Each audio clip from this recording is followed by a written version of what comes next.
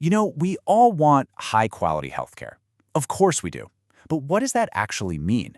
And maybe more importantly, how do we measure it? How do we know if we're getting good care or if the system itself is improving? Okay, let's dive right into this because figuring out how we measure quality is really the first step toward building a better, safer healthcare system for all of us. Now, Winston Churchill probably wasn't thinking about hospital ratings, but this quote, it just hits the nail on the head. Evaluating healthcare is this massive puzzle of uncertain, sometimes totally conflicting information. And getting it right isn't just an academic exercise. It can literally be a matter of life and death. Take a look at this number, 98,000. Just let that sink in for a second. That was the high-end estimate of how many people died every single year in the United States from preventable medical errors. This came from a groundbreaking 1999 report called Two Errors Human. And the key takeaway wasn't about finding bad doctors or nurses. It was about realizing the system itself was failing. That report was a massive, system-wide wake-up call. The message was loud and clear. The old way of just blaming individuals when something went wrong, it just wasn't working.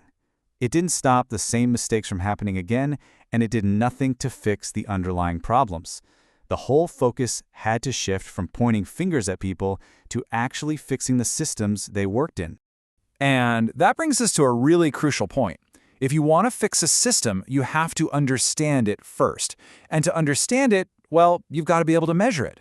This realization really kicked off a whole movement to create the tools we needed to look at healthcare performance objectively. So what are these tools? They're called quality measures. I love how the Centers for Medicare and Medicaid Services describes them as a common yardstick. And that's a perfect way to think about it. These are standardized methods for sizing up everything from a hospital's technology to a patient's own experience, giving everyone a consistent way to see how care stacks up. So what's the point of all this measuring? Well, these measures do a few really important things.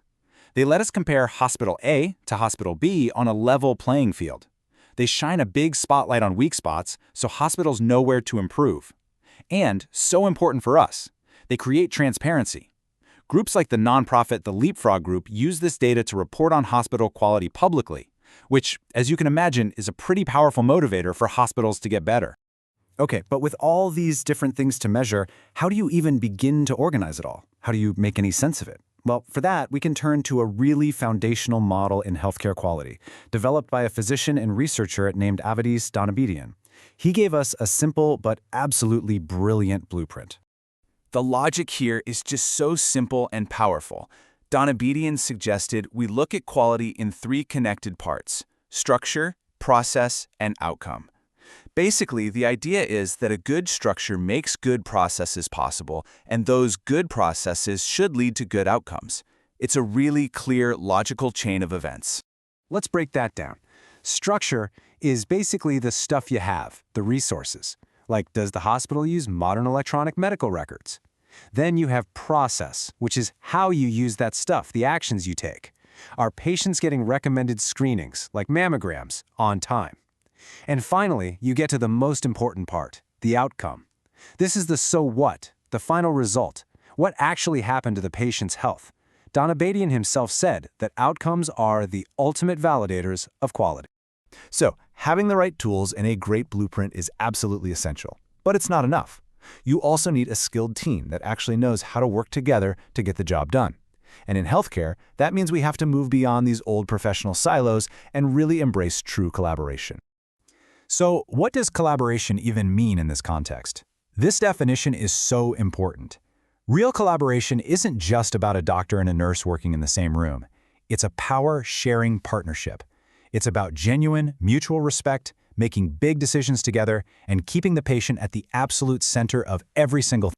And you can really see the difference here. The traditional model is often rigid, hierarchical, siloed. But on a truly collaborative team, leadership can actually be fluid. It can shift depending on what the patient needs in that moment. The work isn't just happening in parallel. It's interdependent. Everyone's expertise is crucial. But let's be real, making this shift is incredibly hard.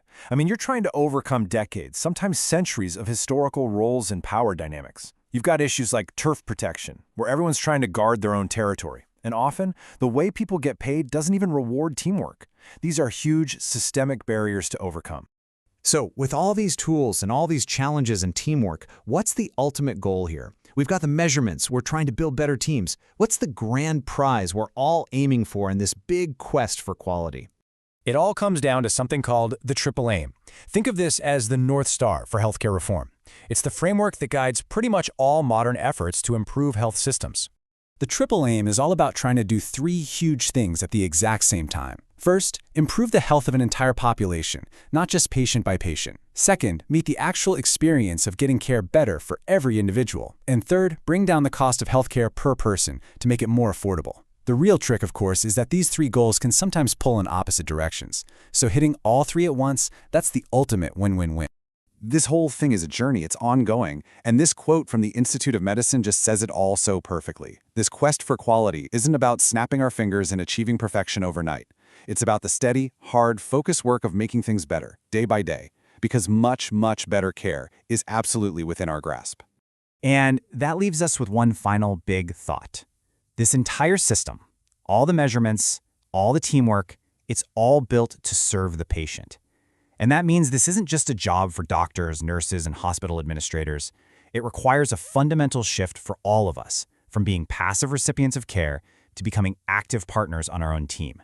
So the real question is, how do we step up and play our part in this quest?